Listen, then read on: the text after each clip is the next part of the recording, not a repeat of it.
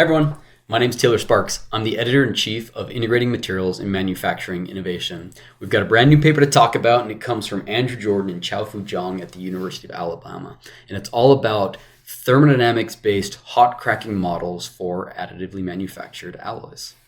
Now, if you're not familiar with hot cracking, it is a super common problem. Here you see some images of it. In the additive manufacturing process, it is very common for these cracks to form, and it ruins a bunch of your builds. And you don't see it until the end of the build, typically. So they point out that this is a major problem. They call it a fatal defect that severely limits the processability of different alloys. So we would love to be able to predict this ahead of time. And there's been a few out there. In fact, they talked about a couple different non-mechanical hot cracking models that are derived from this Scheil Gulliver solidification curve. Now, what is that? They look a bit like this. As a function of temperature, what it's showing you is the fraction of solid, right? As you're going through from a liquid to a solid region, it's basically showing you the volume of the solid with the conceptual notion that hot cracking susceptibility is most severe during this crack vulnerable time where the last drip of liquid is present, compared to the thermal stress relief time. So that's the premise behind these models, and there's several to pick from, right? There's the OG model, Klein-Davies CSC model. That one goes way back to 1981, right, before I was around. But there's other ones like the HCS model right here, or Coe's CSI model, right? Several different ones to sort of pick from.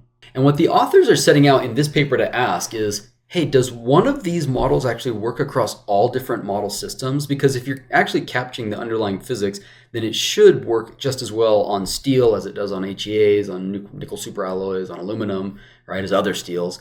But that hypothesis has never been tested. No one's actually done this sort of rigorous study. So they set out to do it here.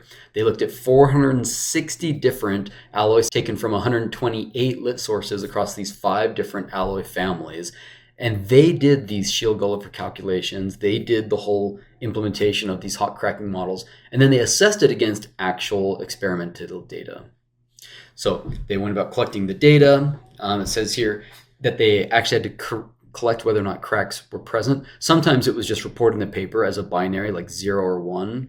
And sometimes they actually provided the micrographs. And when they did, here the authors actually did the effort to use IMMI, where they actually measured the crack length and the crack density.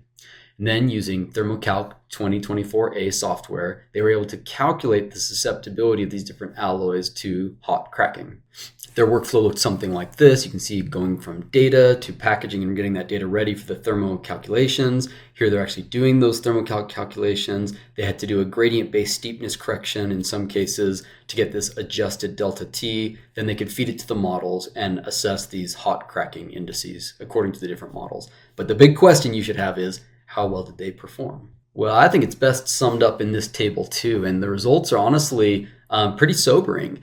Across these 5 different alloy systems, aluminum, stainless steel, other steel, nickel, and high-entropy alloys, what we see is sort of 2 observations. First, there is no one thermodynamic model that works perfectly across all of them. Well, that is like consistently better across all of them. CSI does well with aluminum, stainless steel, and high-entropy alloys, but CSC does better with the nickel alloys, and the delta T model does better with the other steels. But the second takeaway that I get from this is that look at the average accuracy. It's not that great.